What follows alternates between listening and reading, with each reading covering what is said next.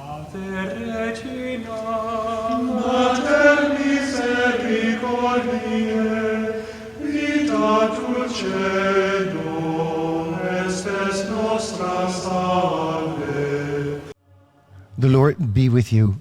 A reading from the Holy Gospel according to Luke.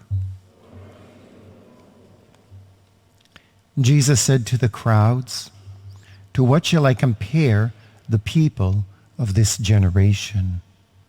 What are they like?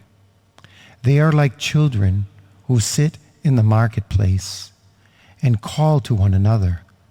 We played the flute for you, but you did not dance.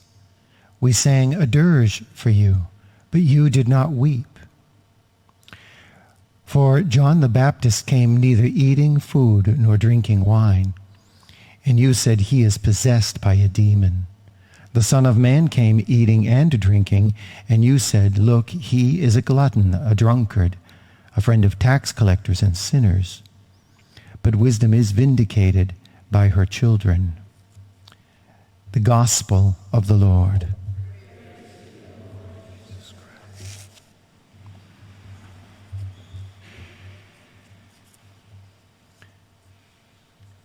The gospel scene is set here by Jesus remarking about children playing in the plaza of the town.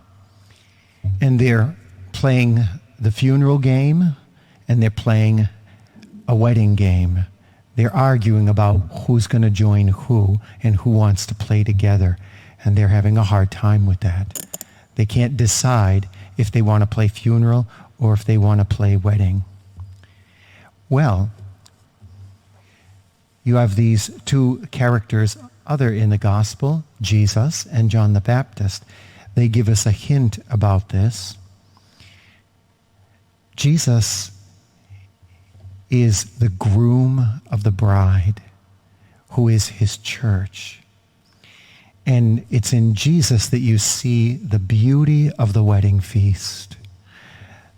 The church and Jesus wed into a beautiful home, a family that culminates in heaven. On the other hand, you have John the Baptist. He appears to be as the funeral procession. He is about to die, as the scriptures go on. He is about to be martyred. He's about to lay down his life for the faith. He's about to lay down his life for the groom, Jesus. This is his responsibility. You also see here in the first reading how St. Paul reminds us that the church is the living God and the pillar and foundation of the faith. How is it that we decide between the wedding and the funeral? We follow what the church tells us. It's the pillar and foundation of the truth of our faith. At some point, we're all going to die. That can be good because it gets us to heaven. And at the same time, there are many difficulties in life that must happen, which make life look like a funeral sometimes. And today we celebrate the feast of St. Andrew Kim Taegon, a Korean martyr, with his friends. They made a decision about which game they wanted to play, so to speak. They wanted to be in the wedding game. They wanted to be with Jesus. They wanted to be bonded in the church that's the pillar and foundation of truth. And they were striving for this. And in the process, they died, which becomes a time of great weeping, like Jesus on the cross and his mother weeping at his death. And yet, soon to come, they would be rejoicing and gladness as Jesus would take his right hand, his place at the right hand of the Father, for which he beckons us. Well, we learn from Andrew Kim Taegon, a priest, he made a choice.